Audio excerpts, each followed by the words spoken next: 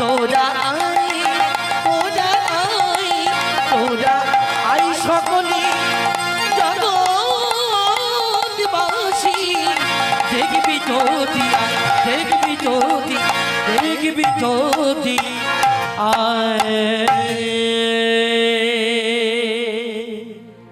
এই বলে মা ওই বর্ধমান জেলার শিখন্ড গ্রাম থেকে দুই ভাই ওই মুকুন্দ সরকার আর নরহরি সরকার দুজনে চলেছে ওই নদিয়া নবদ্বীপের মাটিতে। আর এদিকে ওই নদিয়া নবদ্বীপের মাটিতে আমার মহাপ্রভু প্রত্যেক দিনের নিত্য দিনের যা কাজ প্রত্যেক দিন যা করে মহাপ্রভু আজকেও তাই করছে। কিভাবে? ওই সকাল বেলা হলে ভক্তগণকে ডেকে সবাইকে সঙ্গে করে নিয়ে খোল করতাল সঙ্গে করে নিয়ে আজকে বাড়িতে বাড়িতে জায়গায় জায়গায় পাড়ায় পাড়ায় ঘুরে ঘুরে হরিনাম বিতরণ করে। জায়গায় জায়গায় গিয়ে হরিনাম বিতরণ করে। যে হরিনাম নিতে চায় না তাকেও দেয়, যে নিতে চায় তাকে তো দেয়ই বটে। ও মায়েরা, এরকম ভগবান কোনদিন কাউকে তোমরা দেখেছো? যে ভগবান নিজে ভগবান হয়ে ভগবান ভগবান বলে কেঁদে ধুলায় গড়াগড়ি দিয়ে নাম বিলায়। হ্যাঁ গো, কেউ যদি কারো নিজের নাম ধরে কাঁদে তাকে কি বলা হয় বাবা? কোন ব্যক্তি যদি তার নিজের নাম ধরে নিজেই কাঁদে, হ্যাঁ, কোন বাবার নাম যদি মোহন হয় তো সেই বাবা যদি তার নিজের নাম ধরে মোহন মোহন হা মোহন কোথা মোহন যদি বলে বলে কাঁদে তাকে লোকে কি বলবে গো? কি বলবে? মাথা গন্ডগোল, পাগল, এক কথায় পাগল। ঠিক তেমন কিন্তু আমার মহাপ্রভু কি পাগল ছিলেন? মহাপ্রভু কি পাগল ছিলেন? না গো, আমার মহাপ্রভু আমাদের জন্য একটা সুন্দর প্রেমের সমাজ তৈরি করবার জন্য হাতে ধরে পায়ে ধরে যেচে সেধে তিনি নাম বিলালেন, শুধুমাত্র আমাদেরকে মুক্তি দেবার জন্য, আমাদেরকে উদ্ধার করবার জন্য। হরি বল হরি বল। আজকে সেই মহাপ্রভু সারাদিনে দুইবার করে হরিনাম করে।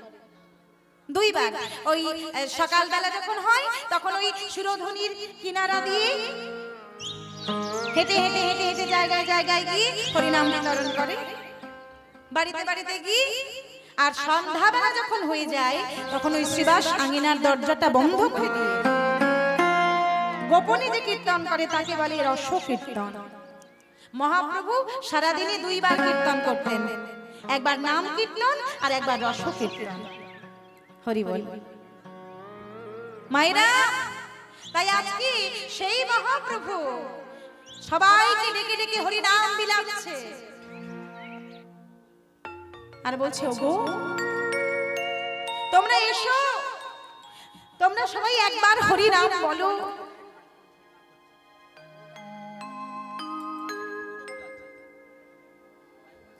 কথা তো বলতে গেলে সাইড তো হবে বাবা, একেবারে মাইক্রোফোন ধরে গান করলে তাহলে তো পুতুলের মতো গাইতে হবে। কথা বলতে গেলে তো সরে যাবে।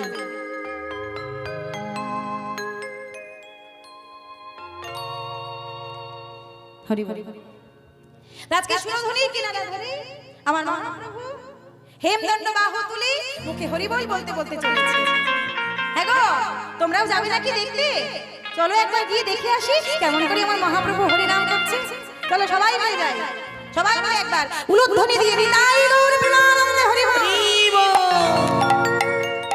আজ সুরধ্বনির কিনারায় সবাই মিলে সোনার নূপুর দিয়া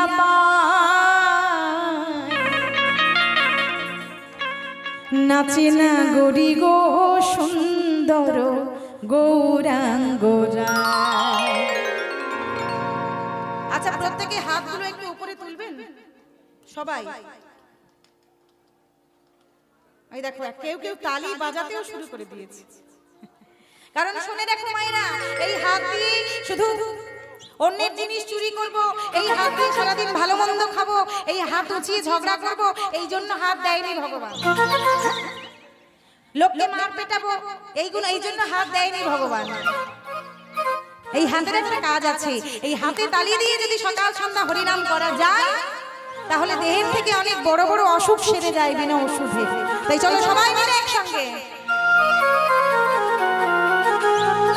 আজ সুরধনির কিনারায় সোনার নূপুর দিয়া পায় নাচে না গরি গো সুন্দর গৌরাঙ্গরা। তালে তালে সুরধনির কিনারায় সোনার নূপুর দিয়া পায় নাচে না গরি গো সুন্দর গৌরাঙ্গরা। সুরধনির কিনারায় সোনার নূপুর দিয়া পায় নাচে না গরি গো সুন্দর গৌরাঙ্গরায়। হরিবল হরিবল। সুরধনির কিনারায় সোনার নূপুর দিয়া পায় নাচে না গরি গো সুন্দর গৌরাঙ্গরা। সুন্দর গৌরাঙ্গরায় না গরি গো সুন্দর গৌরাঙ্গরায়। এদিকে এদিকে পেছনে। সুন্দর গৌরাঙ্গরায় না গরি গো সুন্দর গৌরাঙ্গরায়। সুন্দর গৌরাঙ্গরায় না গরি গো সুন্দর গৌরাঙ্গরায়। হরিবল হরিবল। সুন্দর গৌরাঙ্গরায় না গরি গো সুন্দর গৌরাঙ্গরায়। সুরধনির কিনারায় সোনার নূপুর দিয়া পায় নাচে না গরি গো সুন্দর গৌরাঙ্গরায়। সুরধনির কিনারায় সোনার নূপুর দিয়া পায় নাচে না গরি গো সুন্দর হরিবল গৌরাঙ্গরায়। উলুধ্বনি উলুধ্বনি।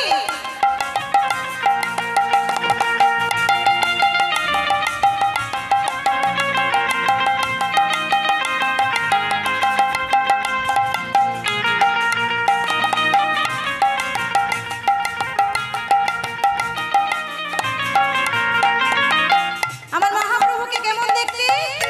খুব সুন্দর দেখতে। গানের কথার মধ্যে বলছে সুন্দর কপালে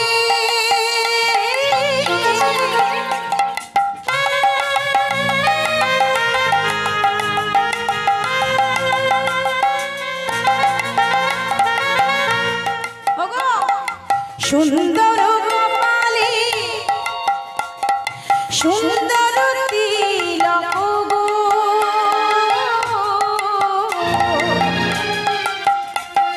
সুন্দর কপালে তার সুন্দর তিলক।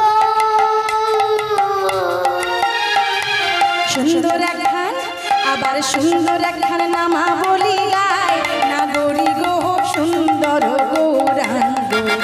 হরি হরি বল। সুরধনির কিনারায় সোনার নূপুর দিয়া পায় নাচে না গরি গো সুন্দর গৌরাঙ্গরায়। আজ সুরধনির কিনারায় সোনার নূপুর দিয়া পায় নাচে না গরি গো সুন্দর গৌরাঙ্গ।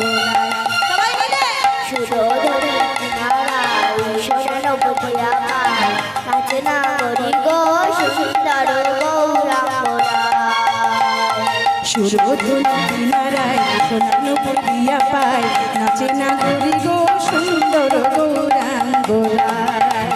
সুরধনির কিনারায় সোনার নূপুর দিয়া পায় নাচে না গরি গো সুন্দর গৌরাঙ্গরায়। নাচে না গরি গো সুন্দর গৌরাঙ্গরায়। নাচে না গরি গো সুন্দর গৌরাঙ্গরায়। নাচে না গরি গো সুন্দর গৌরাঙ্গরায়। বলো রাধা রানী কি জয় রাধা রানী কি জয় শ্যাম সুন্দর কি জয়। ওদিকের হলো কি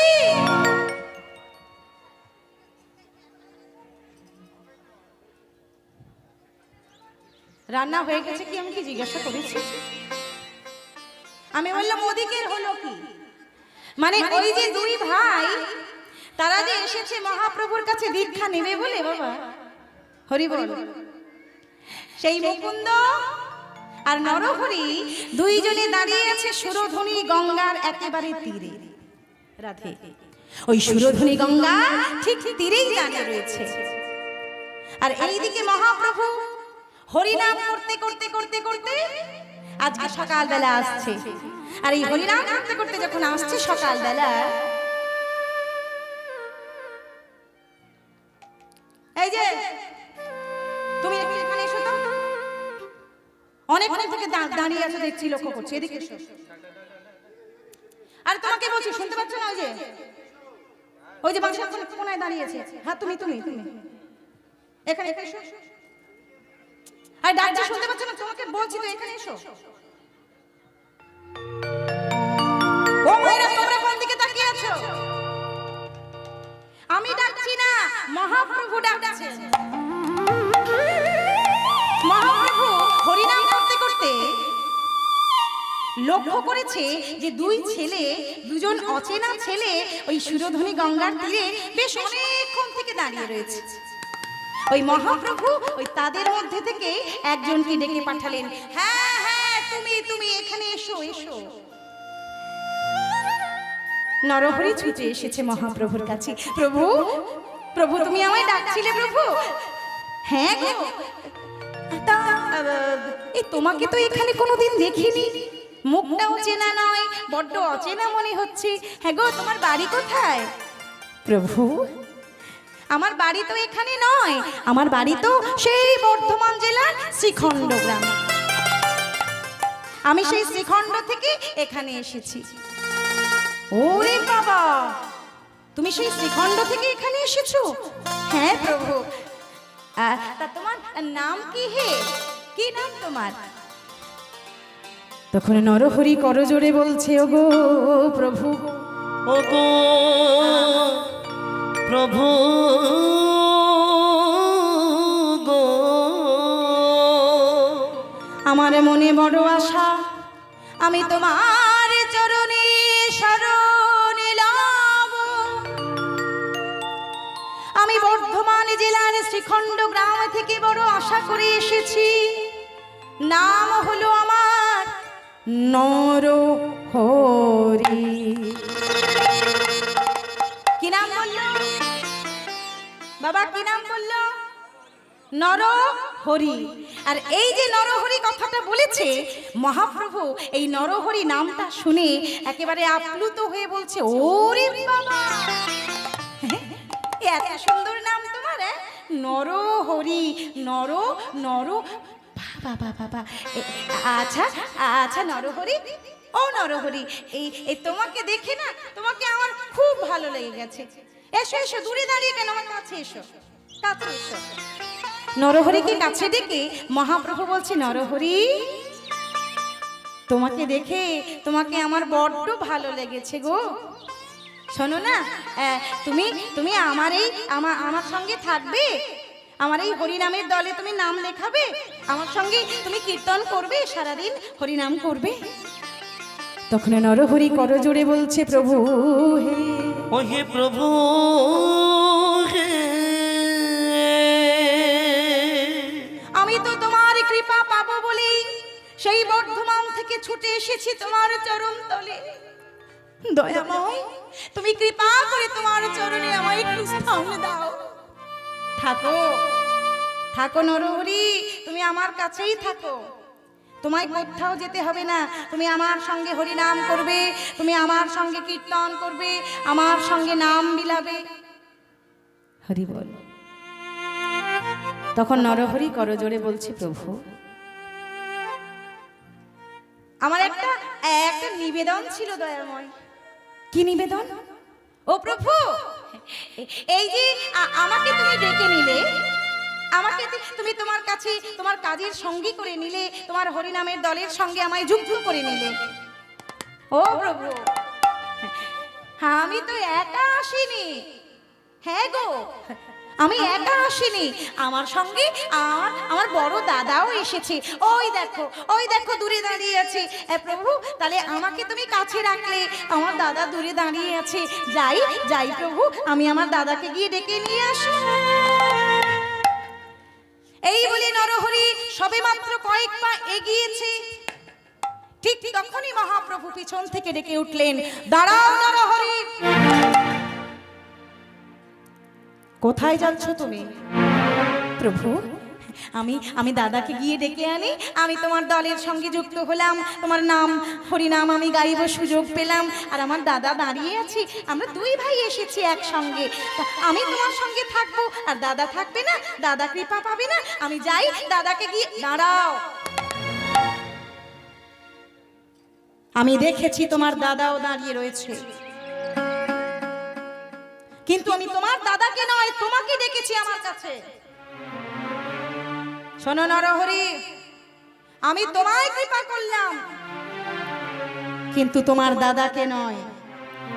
তাই এক্ষুনি তুমি তোমার দাদাকে গিয়ে বলো, হ্যাঁ, ওকে বাড়ি ফিরে যেতে বলো। হ্যাঁ, ওকে বাড়ি ফিরে যেতে বলো। আমি ওকে শত জনম কৃপা করব না, ওকে বাড়ি যেতে বলো। যেই না মহাপ্রভু জোর গলায় চিৎকার করে এমন কথা বলেছে, বাবা, যারা হরিনাম করছিল সকালবেলা, এই ভক্তগণ সবাই অবাক হয়ে তাকিয়ে আছে। এই ভাই এই মহাপ্রভু তো এরকম করে কোনোদিন কাউকে বলে না। মহাপ্রভুর কৃপা তো আমরা সবাই পেয়েছি, কিন্তু ওই ভক্তটা কি অপরাধ করেছে যে মহাপ্রভু ওকে 100 জনম কৃপা করবে না?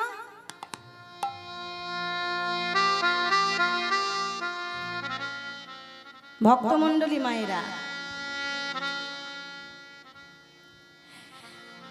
আমরা সবাই আশা করে থাকি ভগবানের কৃপা পাবো। কি বাবা, আপনার মনে হয় না যে আমি একটু মায়ের করুণা পাই? কি মায়েরা, আপনারা যারা বসে রয়েছেন হরি নাম শুনতে, আপনারা চান না ভগবান আপনাদেরকেও কৃপা করুক, আশীর্বাদ করুক? কিন্তু চাইলেই কি সবকিছু পাওয়া যায় বাবা?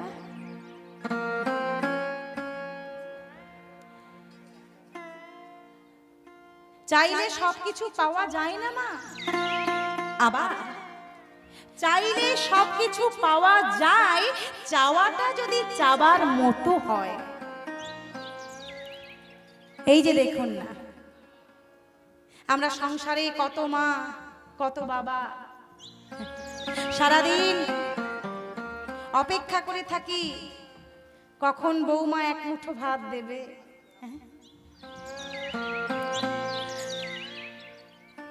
তারা রান্না বান্না করে, তারা খাওয়া দাওয়া করে শুয়ে পড়ে, কিন্তু বুড়ো বুড়িকে এক মুঠো অন্ন দেবার কথা কারো মনে হয় না। হ্যাঁ গো, হরি বল। এই যে আমরা হরিবাসরে সবাই বসেছি, সত্যি করে বলো তো বাবা, তোমরা কজন সুখে আছো, কজন শান্তিতে আছো? কি বাবা, আমরা কজন সুখে আছি, কজন শান্তিতে আছি? প্রত্যেকের কিন্তু আমাদের জ্বালা আছে, প্রত্যেকের আমাদের যন্ত্রণা আছে। এই ভিতরটা আমাদের এক একজন এমন ভক্ত আছে এই হরিবাসরে, ভিতরটা আমাদের পুড়ে ছাই হয়ে গেছে, কিন্তু সেই ছাই, সেই অঙ্গার আমরা কাউকে দেখাতে পারি না। কারণ আমাদের চাওয়ার পদ্ধতিটাই তো ভুল। আমাদের চাওয়ার পদ্ধতিটাই তো ভুল। আমরা চাওয়ার মতো চাইতে পারি না মা। হ্যাঁ, চাওয়ার মতো যদি চাইতে পারতাম তাহলে ঠিক পেতাম। কোনো মা, কোনো বাবা,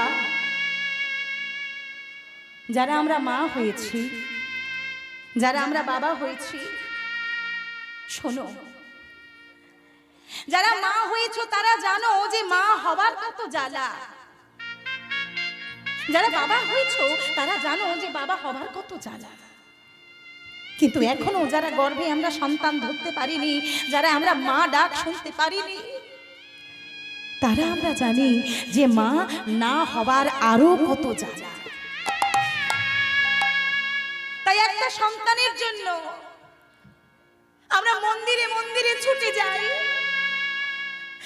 আমরা ভগবানের দরজায় আঁচল পেতে ভিক্ষা চাই যে হে দয়াময়, হে করুণাময়, আমাকে মা ডাকা ডাক শুনিয়ে দাও, মা বলে ডাকবার মতো আমার গর্ভে একটা সন্তান দাও। কি মায়েরা এইরকম চাওয়া আমরা চাই না? দেখবেন অনেকের সন্তান হয় না, তারা ছুটে যায় মন্দিরে মন্দিরে, ছুটে যায় মন্দিরের দরজায়, কড়া নাড়ে মন্দিরের দরজায়, ঢিল বাঁধে, আঁচল পেতে ভগবানের কাছে ভিক্ষা চায়। এই যে মা, এখানে তো কত মায়ের মানসিক করা আছে, মাকা মায়ের কাছে নেই? কত মায়ের মানসিক করা আছে, কত মায়েদের, কত বাবাদের, কত মানুষের মনস্কামনা পূর্ণ হওয়ার জন্য তারা এসে এইখানে মায়ের কাছে পুজো দিয়ে যায়। কিন্তু এত কষ্ট করে যে সন্তান আমরা চাইলাম,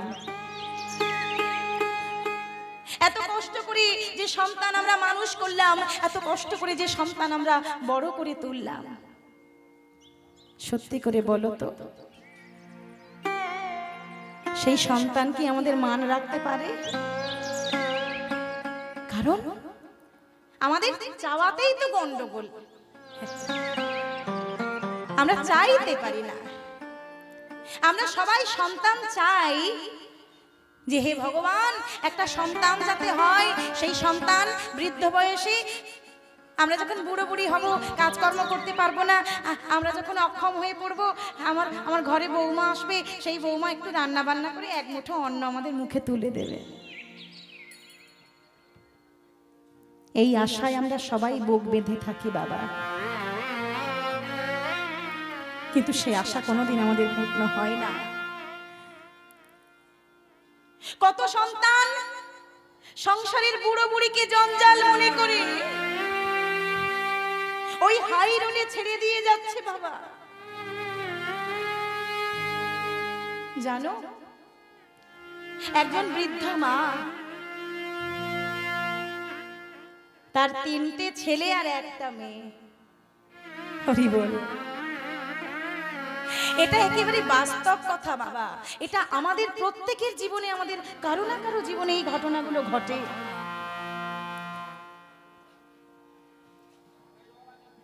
স্বামী তার চাকরি করত, মায়ের স্বামী চাকরি করত স্কুল মাস্টার। তিনি মারা যাওয়ার পরে তার ওই পেনশনের পয়সাটা তার স্ত্রী পায়, আর সেই পেনশনের পয়সাটুকু মাসের প্রথমে ছেলেরা সব তুলে ভাগ বাটোয়ারা করে নিয়ে, আর সারা মাসটা ওই মাকে বাইরে। মা কত অনুরোধ করে, খোকা তোদের সংসারে আমি সমস্ত কাজ করে দেব বাবা, তোদের সংসারে আমি সব কিছু করে দেব, কিন্তু আমায় তোরা ঘরের বারান্দায় অন্তত একটু জায়গা করে দে, কারণ তোর বাবা তো চলে গেছে, আমার আপন বলতে আর কেউ নেই রে, আমায় তোরা এভাবে তাড়িয়ে দিস না বাবা। ছেলেদের হাতে ধরে, পায়ে ধরে, জানো মা, কিন্তু ছেলেরা ওই যে বললাম, দিতে পারলে সবাই ভালো, না দিলে হয় বদন কালো। যতদিন তুমি সংসারে দিয়ে যেতে পারবে, সংসার ততদিন তোমায় দাম দেবে, ততদিন তোমায় মর্যাদা দেবে, আর যেদিন তুমি দেওয়া বন্ধ করে দেবে, এই সংসার তোমায় সংসার থেকে দূরে ছুঁড়ে ফেলে দেবে।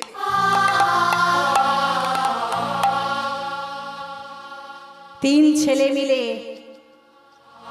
মাকে নিয়ে অচেনা অজানা জায়গায় ওই রাস্তার ধারে হাই রোডের উপরে বসিয়ে দিয়ে চলে গেল বাবা। হ্যাঁ গো, এটাই কি সংসার? এটাই কি সংসারের আসল রূপ?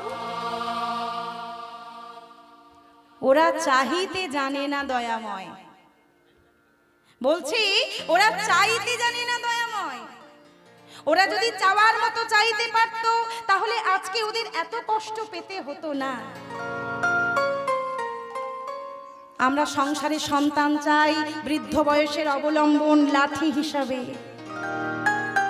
কিন্তু যদি আমরা ভগবানের কাছে একবার বলতাম যে দয়াময়, বৃদ্ধ বয়সে অবলম্বন আমাদের লাগবে না প্রভু, বৃদ্ধকালীন অবলম্বন আমাদের চাই না, কিন্তু দয়াময় তোমার নাম করবার মতো, তোমার নাম শোনাবার মতো, তোমাকে ভক্তি শ্রদ্ধা করার মতো আমার গর্ভে একজন ভক্ত সন্তান পাঠাও। হ্যাঁ গো, কজন মা আমরা বলি বাবা, কজন মা আমরা বলি যে হে গোবিন্দ, হে ভগবান, তোমার নাম শোনার মতো, তোমার নাম করার মতো আমার গর্ভে একটা ভক্ত সন্তান দাও। ভক্তমণ্ডলী মায়েরা শুনুন, এই যে এখনকার যে সমাজে আমরা দাঁড়িয়ে রয়েছি না, এই সমাজটার কথা বলছি। ছেলে মেয়েদেরকে উচ্চ শিক্ষায় শিক্ষিত করতে হবে, হ্যাঁ, উচ্চ শিক্ষা দিতে হবে। তাই ওই প্রাইমারি স্কুলে আর দেওয়া লাগবে না, প্রাইমারি স্কুলে আর পড়ানো লাগবে না। তাই কি করি আমরা? ইংলিশ মিডিয়ামে ভর্তি করে দিই। দিয়ে মায়েরা সারাদিন সংসারের কাজকর্ম ফেলে রেখে বসে থাকে ওই স্কুলের সামনে, অপেক্ষা করে কখন ছুটি হবে, আমার বাচ্চাটাকে নিয়ে আবার আমি বাড়ি ফিরে যাব। এত কষ্ট তারা কেন করে জানো? যাতে ভালো স্কুলে পড়িয়ে আমার ছেলেটাকে, আমার মেয়েটাকে মানুষের মতো মানুষ করতে পারি, 10 জনের একজন করতে পারি, হ্যাঁ, যাতে টাকা রোজগার করবার মেশিন বানাতে পারি। এখন বর্তমান সমাজে, এখনকার দিনে আমরা সন্তান চাই টাকা রোজগার করবার মেশিন রূপে, আমরা সন্তান চাই না ভক্ত রূপে, কখনো কোনোদিন চাই না। যদি চাইতাম তাহলে আমাদের স্থান আজকে বৃদ্ধাশ্রম হতো না বাবা। ওরা চাইতে জানে না দয়াময়, সত্যি আমরা চাইতে জানি না। আমরা সন্তানদেরকে টাকা রোজগার করবার মেশিন তৈরি করি। ভালো করে পড়াশোনা করতে হবে, 5 জনের একজন হতে হবে, 10 জনের একজন হতে হবে। ও 100 নাম্বার পেয়েছে, তুই কেন 99 পেলি? এই বোঝাগুলো, এই চাপগুলো সন্তানদের মাথার উপরে আমরা চাপিয়ে দিই। আস্তে আস্তে ধীরে ধীরে এই বোঝা চাপাতে চাপাতে ওই ছোট্ট ছোট্ট ছেলে মেয়ের মনগুলো, ওই পবিত্র মনগুলো আস্তে আস্তে আস্তে আস্তে মেশিনে পরিণত হয়।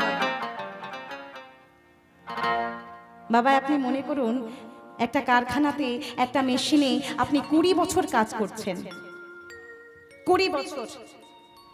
মনে করুন কোনো একদিন অন্যমনস্ক বশত, ভুল বশত আপনার সেই চেনা পরিচিত একেবারে কাছের সেই মেশিনটার ভেতরে ভুল করে আপনার হাতটা ঢুকে গেছে। কি মায়েরা, কি বাবা, এতদিন 20 বছর যে মেশিনে আপনি পরিশ্রম করলেন, 20টা বছর যে মেশিনে আপনি কাজ করলেন, যে মেশিনটার খুঁটি নাটি সম্বন্ধে, কোথায় কি আছে, যন্ত্রপাতি কোথায় কি পার্টস সব আপনি জানেন, কিন্তু ভুল করে যদি আপনার হাতটা একবার মেশিনের ভিতরে চলে যায়, মেশিন কি আপনাকে ছেড়ে দেবে বাবা?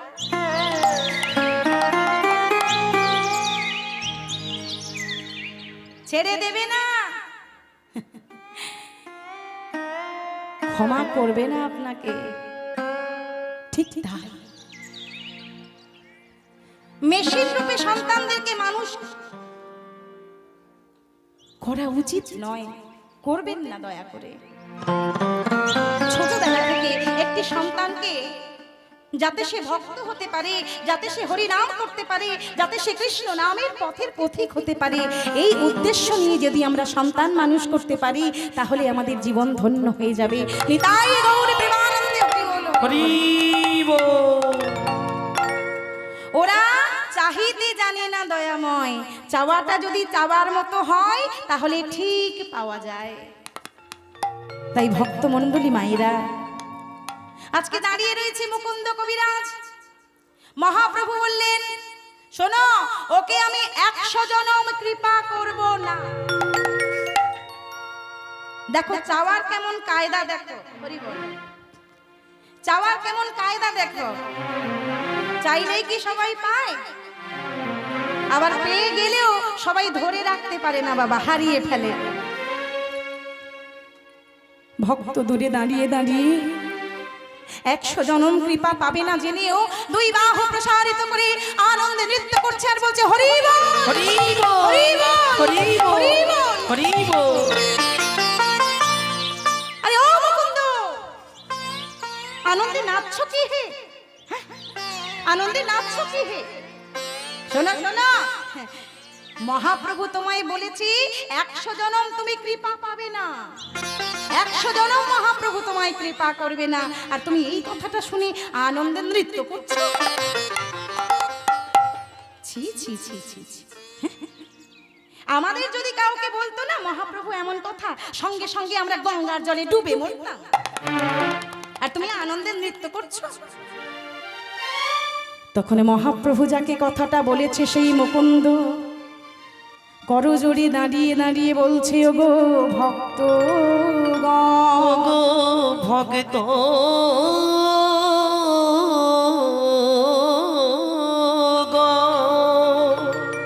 তোমরা তো মহাপ্রভুর কথা ভালো করে শোনো নাই। ওগো ভক্তগণ, তোমরা তো মহাপ্রভুর কথা ভালো করে শোনো নাই। মহাপ্রভু আমায় বলেছে 100 জনম কৃপা পাবো না, করুণা পাবো না।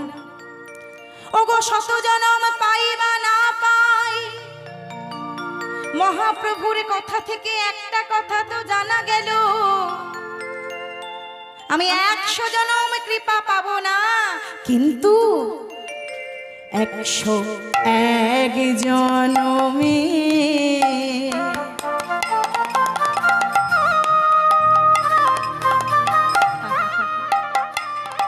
আমি কৃপা পাবো। 101 জনমে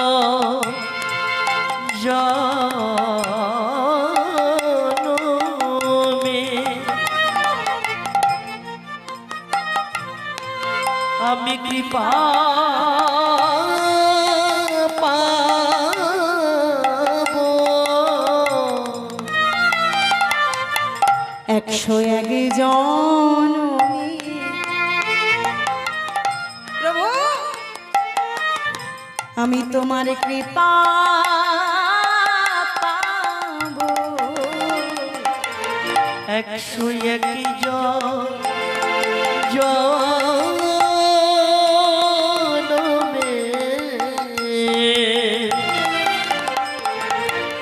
কৃপা পাবো। এই 100 জনম না হয়,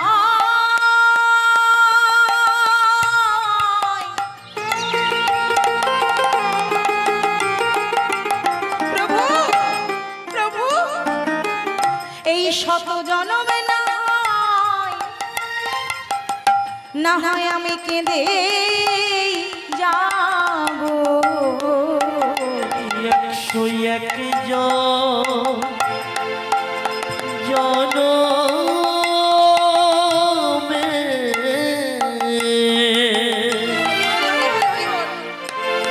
না হয় কৃপা পাবো। ওগো 100 জনম না হয়,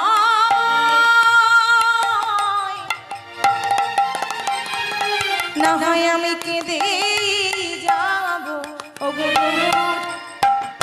কৃপা করো, 100 জনম না হয় কেঁদে যাবো।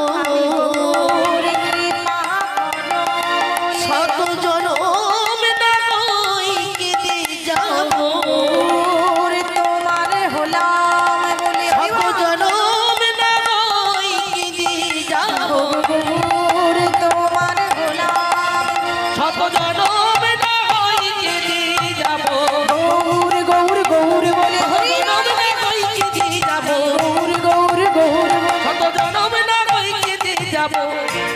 101 জনমে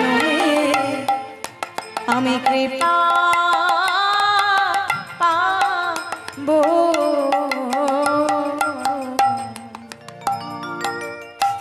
যেই না ভক্ত বলেছি আমি 101 জনমে কৃপা পাবো, সঙ্গে সঙ্গে মহাপ্রভু ছুটে গিয়ে ভক্তকে বুকের মাঝে জড়িয়ে ধরেছেন। মুকুন্দ, মুকুন্দ, শত জনম পরে নয়, আমি এই মুহূর্তে তোমায় কৃপা করলাম, আমি এক্ষুনি তোমায় করুণা করলাম। তাই মহাপ্রভু ভক্তকে আশীর্বাদ করলেন, কৃপা করলেন। কিন্তু মহাপ্রভু মুকুন্দকে একটা কথা বললেন। মুকুন্দ, হ্যাঁ গো মুকুন্দ, শোনো, এই যে তোমার ছোট ভাই নরহরি, এই নরহরিকে আমি আমার কাছে রেখে দিলাম, কিন্তু আজকে তোমায় একটা আদেশ আমি দিলাম। শোনো মুকুন্দ, আজ একটা আদেশ আমি তোমায় দিচ্ছি, তুমি তুমি তোমার গ্রাম ওই শ্রীখণ্ডে ফিরে যাও। কেন প্রভু, কি অন্যায় করেছি আমি, কি অপরাধ করেছি আমি? আমরা দুই ভাই এসেছি তোমার চরণে চিরদিন থাকবো বলে, আর তুমি তুমি আমার ছোট ভাইটাকে নিজের সঙ্গী করে নিলে, আর আমায় আমায় ঠেলে দিচ্ছ ওই সংসারে। শোনো মুকুন্দ, আমি এমনি এমনি তোমায় ফিরে যেতে বলিনি। তুমি যে সংসার ছেড়ে দিয়ে চলে এসেছো,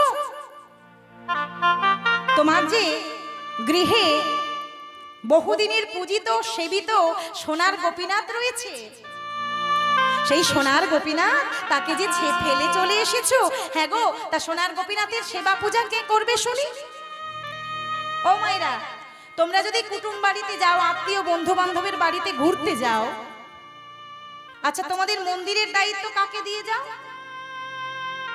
কাউকে দাও না, এমনি এমনি চলে যাও, কাউকে একটা দায়িত্ব দিয়ে যাও, তাই তো?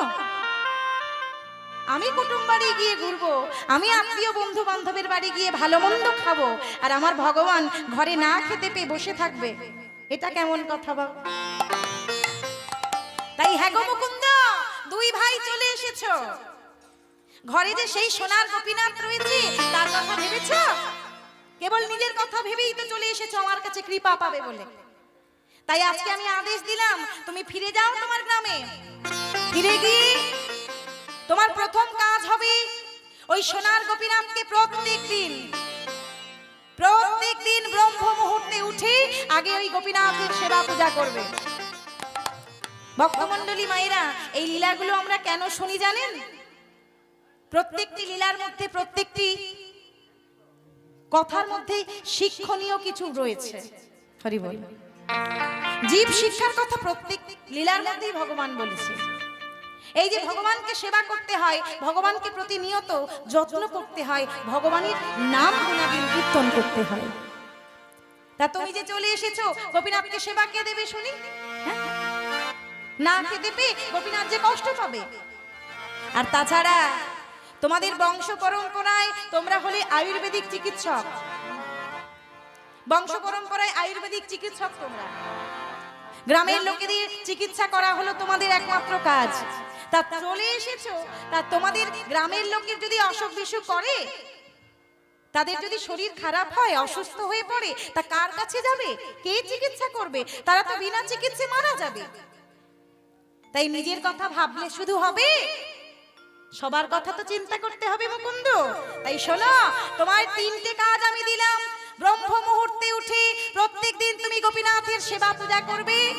দ্বিতীয়ত শোনো, তুমি ওই মানুষের চিকিৎসা করবে, রোগীদের চিকিৎসা করে তাদের রোগ যদি ভালো করতে পারো, তাহলে ভগবানকে তুমি খুশি করতে পারবে।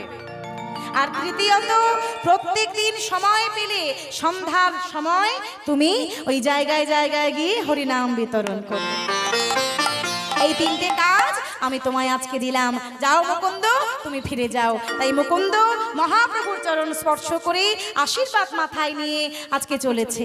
মহাপ্রভুর আজ্ঞা পাইয়া মুকুন্দ চলিলা, মহাপ্রভুর আজ্ঞা পাইয়া মুকুন্দ চলিলা। হইলা মহাপ্রভুর আজ্ঞা পাইয়া মুকুন্দ চলিলা মহাপ্রভুর আজ্ঞা পাইয়া মুকুন্দ চলিলা শ্রীখণ্ড গ্রামেতে আসি উপনীত হইলা শ্রীখণ্ড গ্রামেতে আসি উপনীত হইলা শ্রীখণ্ড গ্রামেতে আসি উপনীত হইলা শ্রীখণ্ড গ্রামেতে আসি উপনীত হইলা মহাপ্রভুর আজ্ঞা পাইয়া মুকুন্দ চলিলা মহাপ্রভুর আজ্ঞা পাইয়া মুকুন্দ চলিলা মহাপ্রভুর আজ্ঞা পাইয়া মুকুন্দ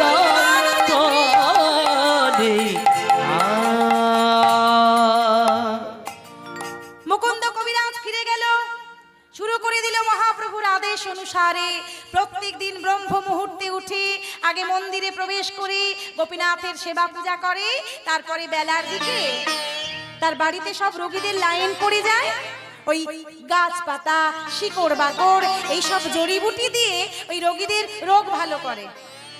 আর তারপরে সময় পেলে ওই ঘুরে ঘুরে পাড়ায় পাড়ায় গিয়ে গিয়ে হরিনাম করে। এইভাবে বেশ কিছুদিন চলছিল, বেশ ভালোই চলছে মা। একদিন সারা বাংলার নবাব হুসেন শাহ তার পেটের যন্ত্রণা নিয়ে হাজির হলো এই মুকুন্দ কবিরাজের দুয়ারে। ও মা, এই মুকুন্দ কবিরাজ এত ভালো চিকিৎসা করে যে যেই একবার তার রোগ নিয়ে মুকুন্দের কাছে আসুক না কেন সে সুস্থ না হয়ে বাড়ি ফেরে না, এত ভালো চিকিৎসক। হাত যশ তো আছেই, তার উপরে তার ওই গোপীনাথের প্রতি ভক্তিতেই মানুষের অর্ধেক রোগ সেরে যায়। এই সারা বাংলার নবাব হুসেন শাহ ছদ্মবেশ ধরে ফকির বাবার রূপ ধরে আজকে মুকুন্দের বাড়িতে এসে দাঁড়িয়েছে, মুকুন্দের কাছে চিকিৎসা করাবে। কিসের চিকিৎসা? এই যে মা, সারা বাংলার নবাব, তার কি টাকা পয়সার অভাব আছে বাবা? অভাব নেই। লক্ষ লক্ষ কোটি কোটি টাকা খরচা করলো, কত কবিরাজ দেখালো, কত নামি দামি চিকিৎসক দেখালো, কিন্তু তার পেটের জ্বালা কিছুতেই ভালো হলো না। এত অসহ্য পেটের যন্ত্রণা কোনো ডাক্তার সারাতে পারলো না, কোনো কবিরাজ সারাতে পারলো না। তাই বাধ্য হয়ে ওই যে কথায় বলে না, ঠেলায় না পড়লে বিড়াল গাছে ওঠে না। বিড়াল কি এমনি এমনি গাছে ওঠে গো? ঠেলায় পড়লে তবে তো গাছে ওঠে। তাই সারা বাংলা যার দখলে ছিল সেই নবাব হুসেন শাহ এই মুকুন্দ কবিরাজের বাড়িতে এসে চিকিৎসা করাতে এসেছে। কারণ আছে মা। নবাব কি ডাকলে মুকুন্দ গিয়ে চিকিৎসা করে আসতে পারতো না বাবা? পারতো তো, কিন্তু নবাব নিজেই এসে চিকিৎসা করতে আসলো এই মুকুন্দের কাছে। কেন না, এই মুকুন্দের একটা নিয়ম আছে, কারোর বাড়িতে গিয়ে সে চিকিৎসা করে না বাবা, আর পয়সা নিয়ে কারো চিকিৎসা করে না। বিনা পয়সায় চিকিৎসা করে, মানুষের বিনা পয়সায় রোগ ভালো করে। যারা সব থেকে গরিব দরিদ্র তাদের চিকিৎসা আগে করে। আজকে এই মুকুন্দ কবিরাজ প্রভাতকালে মন্দিরে প্রবেশ করে গোপীনাথের পূজা শুরু করেছে। ঠিক এমন সময় দুয়ারে এসে দাঁড়িয়েছে ফকির বাবার ছদ্মবেশ পরিধান করে ওই নবাব হুসেন শাহ। সকালবেলা আজকে আনন্দে ভজন গাইছে, গোপীনাথের গান গাইছে ভক্তমণ্ডলী মায়েরা। আচ্ছা, তোমরা কোনোদিন ভগবানের কাছে বসে ভগবানের সঙ্গে গল্প করেছো কখনো? কি গো, এই যে তোমরা এত রাত্রি জাগরণ করে এত কষ্ট করে তোমরা কীর্তন শুনতে এসেছো, এই কীর্তন শুনলে কি লাভ হবে গো? হ্যাঁ, এই ঠান্ডা মাটির মধ্যে তোমরা বসে রয়েছো, এত কষ্ট করে তোমরা বসে রয়েছো, কীর্তন শুনলে কি লাভ হবে? হ্যাঁ গো মায়েরা, ব্যাংকে টাকা রাখলে না হয় দ্বিগুণ হবে, ফিক্সড ডিপোজিট করলে ডবল হবে। হ্যাঁ, হরিনাম শুনলে কি হবে? লাভ তো একটা আছে, লাভ ছাড়া কি কলিযুগের মানুষ কোথাও ছুটে যায় বাবা? যেখানে লাভের গন্ধ সেখানে কলিযুগের মানুষের ভিড়, সেখানেই দ্বন্দ্ব। লাভ ছাড়া কিন্তু আমরা ক্ষতির আশা কেউ করি না। এই যে ঠান্ডার মধ্যে বসে, এই যে পাতলা একটা তিরপল দেওয়া আছে, পাতলা কাগজ, হরি বল, কুয়াশা তো ঝরছে, ঠান্ডা তো লাগছে, তাই এত ঠান্ডার মধ্যে কষ্ট করে বসে হরিনাম শুনবো কেন গো? কেন? ব্যাপার আছে। এই যে তোমরা দিচ্ছ না, এই যে তোমরা সময় দিচ্ছ, ভগবানের নাম সময় ধরে শুনছো, আস্বাদন করছো, হৃদয়ঙ্গম করছো, দিলে পাবে আর নিলে যাবে। তাই আজকে শুনে রাখো, অহংকার যে ত্যাগ না করতে পেরেছি সে কোনোদিন ভগবানের কৃপা কখনো পায়নি। হৃদয়ের মধ্যে অহংকার, অভিমান, আত্ম অভিমান যে ত্যাগ না করতে পেরেছে সে কোনোদিন গোবিন্দ কৃপা পায়নি, সে কোনোদিন ভগবানের কৃপা পায়নি। তাই অভিমান ত্যাগ করবে। আজকে ভগবান নিজেই অভিমান ত্যাগ করাবে। সে কে? এই সারা বাংলার নবাব হুসেন শাহ। ভগবানের কাছে, ভগবানের একেবারে পাশে বসে গান করছে ওই মুকুন্দ কবিরাজ। গোপীনাথ, ও গোপীনাথ, তুমি মনে মনে করছো আমি তোমায় মন্দির বানিয়ে দিতে পারিনি, আমি তোমায় যত্ন করতে পারি না, আমি তোমায় সময় দিতে পারি না, তবু তুমি আমার কাছে ধরা দাও। ও গোপীনাথ, আমি তোমায় রেখেছি ওই ইট কাঠ পাথরের মন্দিরে নয় গো, আমি এই মনের মন্দিরে তোমায় যত্ন করে রেখেছি। ও গো গোপীনাথ, আমি তোমায় সোনার মন্দিরে গড়ে দিতে পারবো না, আমি তোমায় পাথরের মন্দিরে গড়ে দিতে পারবো না গোপীনাথ। কিন্তু আমার একটা মন্দির আছে, সেই মন্দিরে তোমায় আমি রাখতে পারি। আমার মন মন্দিরে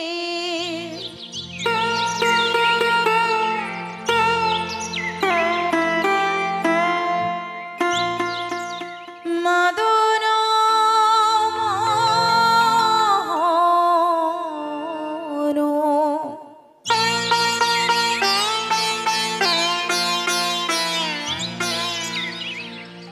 দাঁড়াবে নাকি গো আসিয়া?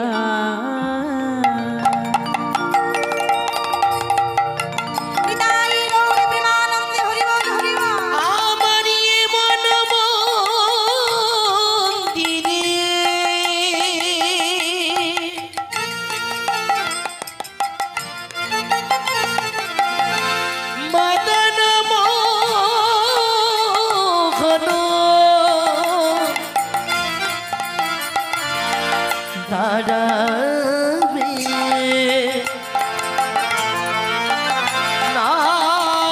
নাকি গো আসিয়া? আমি তব নাম লই গোপীনাথ, আমি ভাসি আঁখি নীরে। ও গোপীনাথ, তব নাম লই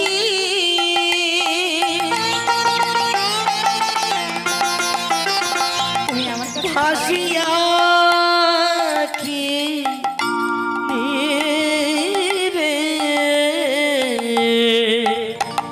আমি কাঁদি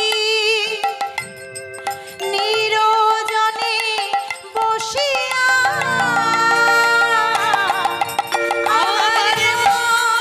আমার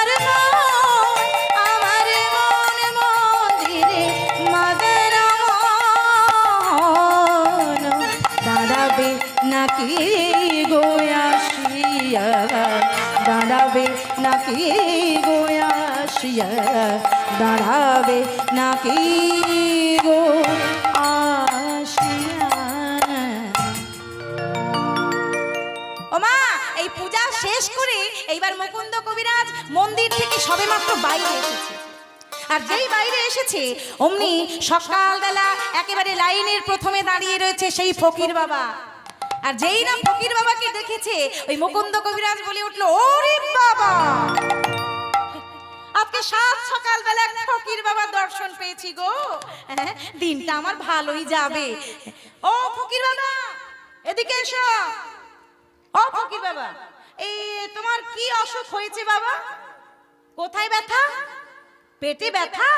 কোন জায়গায় ব্যথা? সারা পেটে ব্যথা?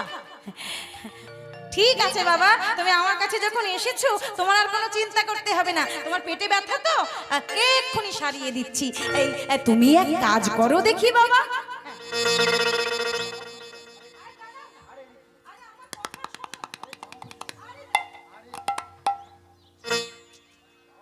আচ্ছা ডাক্তার আমি না তুমি? আমি? তাহলে আমি যেটা করি সেটা করতে দিতে হবে তো নাকি? লজ্জা পেলে হবে? ও মায়েরা, ডাক্তারের কাছে লজ্জা পেলে হবে? কি গো, ডাক্তারের কাছে লজ্জা পেলে হয় কখনো? রোগ সারবে? কোনোদিন সারবে না। আরে এদিকে এসো, শোনো আমি কি বলি। এই তোমার এই পেটে খুব ব্যথা তো, বলি অসহ্য যন্ত্রণা। ও কবিরাজ মশাই, তাড়াতাড়ি ভালো একটা জড়িবুটি দাও না, পেটের জ্বালাটা ভালো করি। বলে দাঁড়াও বাবা দাঁড়াও, এসেছো যখন আমি বুঝেছি তোমার পেটের জ্বালা এক্ষুনি কমে যাবে। এই জন্যই তো জামাটা খুলছিলাম, তুমি বুঝতেই পারলে না। শোনো, তুমি এক কাজ করো দেখি বাবা, তুমি এই জামাটা খুলে আর এই মাটিতে একবার শুয়ে গড়াগড়ি দাও তো বাবা। ও মা, এই একটা চিকিৎসা ছিরি। হ্যাঁ গো, তোমরা যদি ডাক্তারের কাছে যাও, ডাক্তার বলে যদি জামা কাপড় খুলে মাটিতে গড়াগড়ি দিতে, তোমরা দেবে? আরে ওষুধ দিলে, শিকড় বাকড় দিলে তবে তো জ্বালা কমবে, মাটি গড়াগড়ি দিলে জ্বালা কমবে?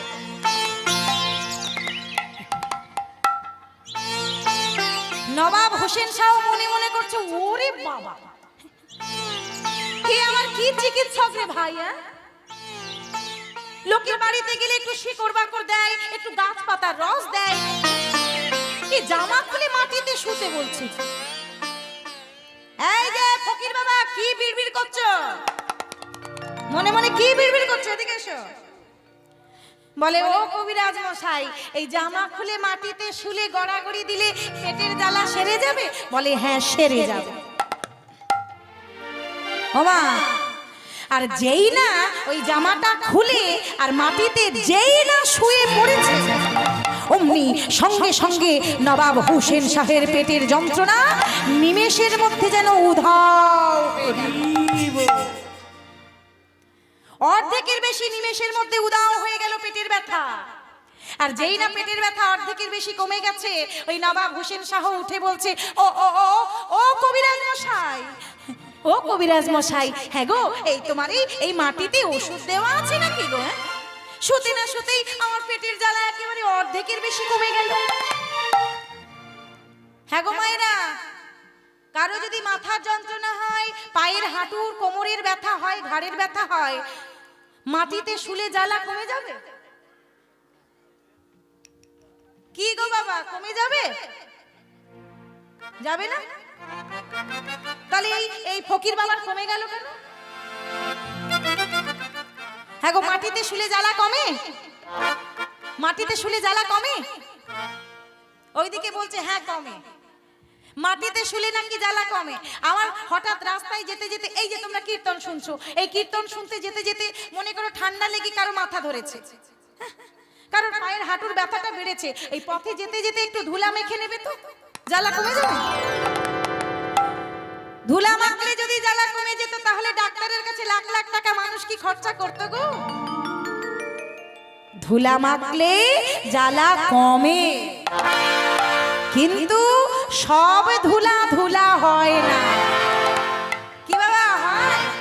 হয় না। এই যে আমরা সবাই বসে রয়েছি, সবাই কীর্তন শুনছি মানে সবাই ভক্ত? বাবা, সবাই কীর্তন শুনছি মানে সবাই ভক্ত? রাধে রাধে। সবাই কীর্তন শুনছি মানে সবাই ভক্ত নয়। এই যে আমরা সবাই বসে আছি, সবাই আমরা মানুষ।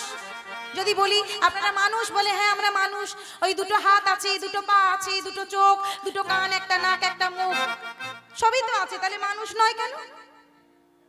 বলে মানুষের মতো দেখতে হলে সব মানুষ যেমন মানুষ হয় না।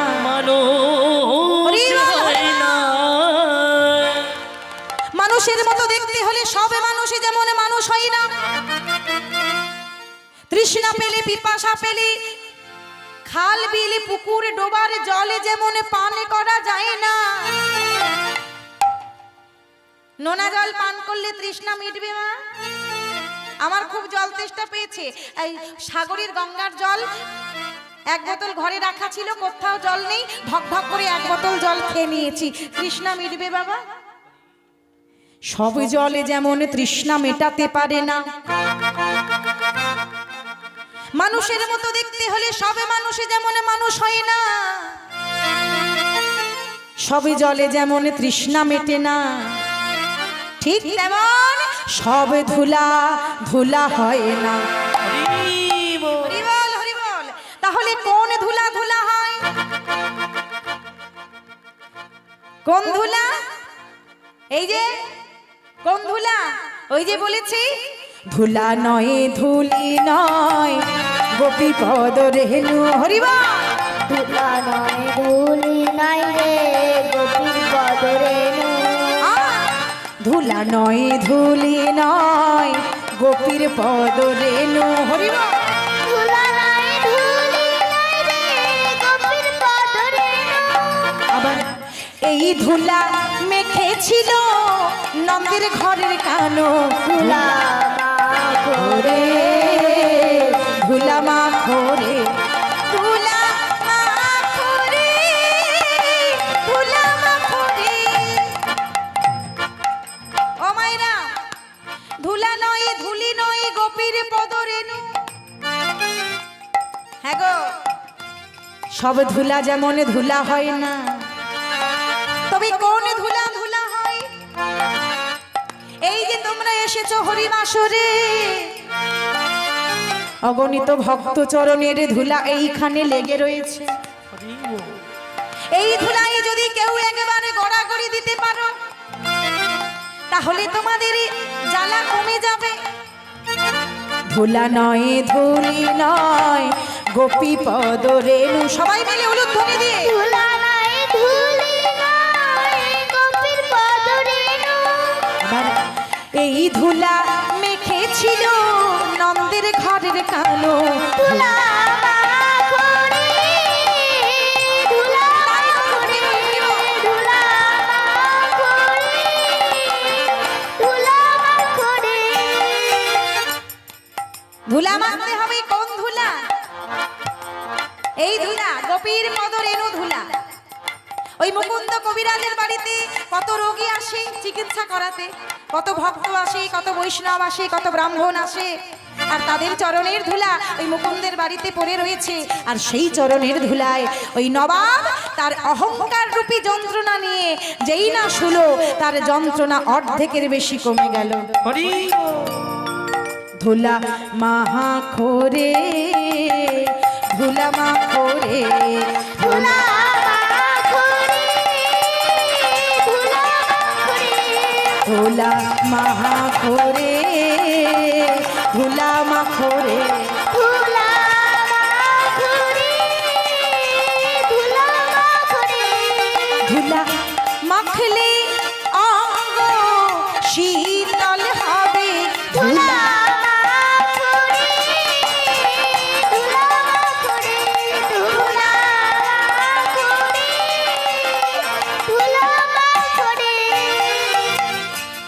ওই যে যেই না অহংকার রূপী যন্ত্রণা নিয়ে ভক্তের পদের ধুলায় চরণের ধুলায় গড়াগড়ি দিল, সঙ্গে সঙ্গে তার জ্বালা কমে গেল।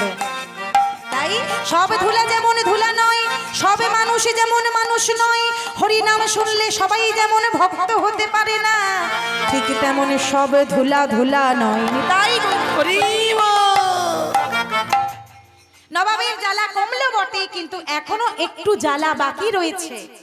তাই যেই না গোপীনাথের প্রসাদী ওই নাড়ু একটু নিয়ে ওই নবাবের মুখে দেওয়া হলো, সঙ্গে সঙ্গে নবাবের পেটের জ্বালা একেবারে সম্পূর্ণরূপে ভালো হয়ে গেল।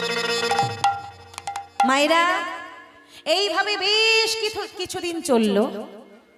আর এই যে মুকুন্দ কবিরাজ, দেখবেন মায়েরা, যার একটু নাম যশ হয়ে যায়, যার একটু খ্যাতি হয়ে যায়, যাকে পৃথিবীর অনেক লোক চিনে ফেলে, তার মনে মনে একটু অহংকার হয়ে যায়, তাই না বাবা? একটু পরিচিতি বেশি হলে, একটু নাম ডাক বেশি হলে, সবাই একটু খ্যাতি যশ বেশি করলে তার মনে একটা অহংকার দেখা দেয়। হ্যাঁ, সবাই আমায় মাথায় তুলে নাচছে, সবাই আমায় ভালো বলছে, সবাই আমায় ধন্য ধন্য করছে। তাই মুকুন্দ কবিরাজের হৃদয় মাঝে একটু অহংকার দেখা দিল। মুকুন্দ ভাবতে শুরু করলো যে তার মতো চিকিৎসক আর বোধহয় পৃথিবীতে দুটো নেই। আর এই মুকুন্দের এই অহংকারই হলো মুকুন্দের পতনের মূল কারণ। ওমা, যখনই মুকুন্দ ভাবতে শুরু করেছে তার মতো চিকিৎসক আর কেউ নেই, ঠিক তখনই ওই মুকুন্দ কবিরাজের স্ত্রীর এমন একটা অসুখ হলো বাবা, মুকুন্দ নিজের স্ত্রীর অসুখ সারাতে পারছে না। এগো, কথাই বলে ঘোড়ামির ঘর ভাঙা। ডাক্তারের বাড়ির লোকেরাই চিকিৎসা পায় না, বিনা চিকিৎসায় মরে যায়, বলে না হরি বল। ওই জন্যে এই মুকুন্দ অহংকার করে আমার মতো চিকিৎসক আর হয়তো কেউ নেই। তাই সেই অহংকারের ফলস্বরূপ এই মুকুন্দ কবিরাজের স্ত্রীর রোগ দেখা দিয়েছে। কত শিকড় বেটে দিল, কত ওষুধ দিল, কিন্তু কিছুতেই মুকুন্দ কবিরাজের স্ত্রীর রোগ ভালো হলো না। তাই মুকুন্দ ছুটতে ছুটতে চলে গেলেন মহাপ্রভুর কাছে। মহাপ্রভু,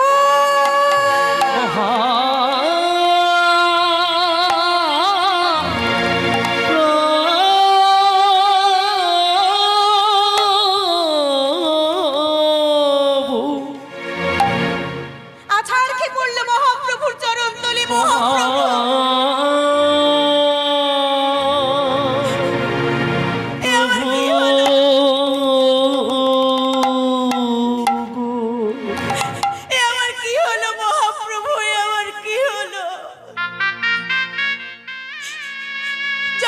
সবার রোগের চিকিৎসা আমি করতে পারি, কিন্তু আমার স্ত্রীর রোগের চিকিৎসা আমি করতে পারছি না। কেন কেন প্রভু, কেন বলে দাও। মহাপ্রভু বলছে, মুকুন্দ, তোমার মনে একটু অহংকার হয়েছে যে। মহাপ্রভু, হ্যাঁ মুকুন্দ, তুমি মনে মনে চিন্তা করতে শুরু করেছো, মনে মনে ভাবতে শুরু করেছো যে তোমার মতো এত ভালো চিকিৎসক আর বোধহয় কোথাও নেই। তাই তোমার যে স্ত্রী, ওই স্ত্রীর যে রোগ দেখা দিয়েছে, এই অহংকারের ফল। তাই ভক্তমণ্ডলী মায়েরা, অহংকারই হলো মানবের একমাত্র পতনের মূল কারণ, একমাত্র মূল কারণ। তাহলে প্রভু, কিচ্ছু কি করার নেই? আছে মুকুন্দ, এই নাও তুমি আমার চিবানো পান, আমার এই প্রসাদী পান তুমি নিয়ে যাও, নিয়ে গিয়ে তোমার স্ত্রীকে খাওয়াবে, দেখবে তোমার স্ত্রীর সব রোগ সেরে যাবে। হরি বল মায়েরা। তাই মহাপ্রভুর চর্বিত তাম্বুল, চিবানো পান মুকুন্দ কবিরাজ তার স্ত্রীকে খাওয়ালো। আর খাওয়ানোর সাথে সাথে ওই মুকুন্দ কবিরাজের স্ত্রীর সকল রোগ তো সেরে গেলই গেল, আর সাথে সাথে কিছুদিনের মধ্যে একটা সুসংবাদ ছড়িয়ে পড়ল। এই মুকুন্দের স্ত্রী মা হতে চলেছে। ও মা, মা হতে চলেছে। এতদিন সে গর্ভে সন্তান পায়নি, এতদিন কত অনুরোধ, কত বিনয় কত ডাকলো প্রভুকে, কত সেবা করলো, কিন্তু গর্ভে এতদিন সন্তান আসেনি। আজকে যেই না মহাপ্রভুর প্রসাদ পেল, সঙ্গে সঙ্গে এই অনক্তা দেবীর গর্ভধারণ হলো। দেখতে দেখতে দেখতে দেখতে শুভ দিনে শুভক্ষণে সেই গর্ভ পরিপূর্ণ হলো। ওই শুক্লা পঞ্চমী তিথিতে, মাঘ মাসের শুক্লা পঞ্চমী তিথিতে, সরস্বতী পূজার দিন একটা ফুটফুটে পুত্র সন্তানের জন্ম হলো। তাই সবাই মিলে জয়ধ্বনি করছে, বলো সরস্বতী মা কি, বলো সরস্বতী মা কি, বলো সরস্বতী মা কি। ওগো হেন কালে জনমিলা শিরঘুনন্দন, হেন কালে জননীনা শিরঘুনন্দন, হেন কালে জনমিলা শিরঘুনন্দন, হেন কালে জননীনা শিরঘুনন্দন। মুকুন্দ দাসেরই তাহার আনন্দিত মন, মুকুন্দ দাসের তাহার আনন্দিত মন, মুকুন্দ দাসেরই তাহার আনন্দিত মন, মুকুন্দ দাসের তাহার আনন্দিত মন। আনন্দ ধরে না, আনন্দ ধরে না, আনন্দ ধরে না, আনন্দ ধরে না, রঘুনন্দনের জন্ম হেরে, আনন্দ ধরে না, নন্দনের জন্ম হেরে, আনন্দ ধরে না, নন্দনের জন্ম হেরে, আনন্দ ধরে না, নন্দনের জন্ম হেরে। আনন্দ ধরে না, আজ হরি হরি হরি বলে, আনন্দ ধরে না, হরি হরি হরি বলে, আনন্দ ধরে না, আনন্দ ধরে না, আনন্দ ধরে না, আনন্দ ধরে না। হরিবল হরিবল। ও মাইরা, ওদিকে মুকুন্দ কবিরাজের ফুটফুটে একটা পুত্র সন্তান হয়েছে, তাই সবাই মিলে আনন্দ করছে। তাই আজ আমরা এই মহতী হরিবাসরে যারা এই কষ্টের মধ্যে ঠান্ডার মধ্যে বসে রয়েছি, আমরাও সবাই বলবো, বলো রাধা রানী কি, রাধা রানী কি, শ্যাম সুন্দর কি। চলো সবাই মিলে আমরাও আনন্দে গাইবো, কৃষ্ণ বলি দুটি বাহু তুলে, নাচরে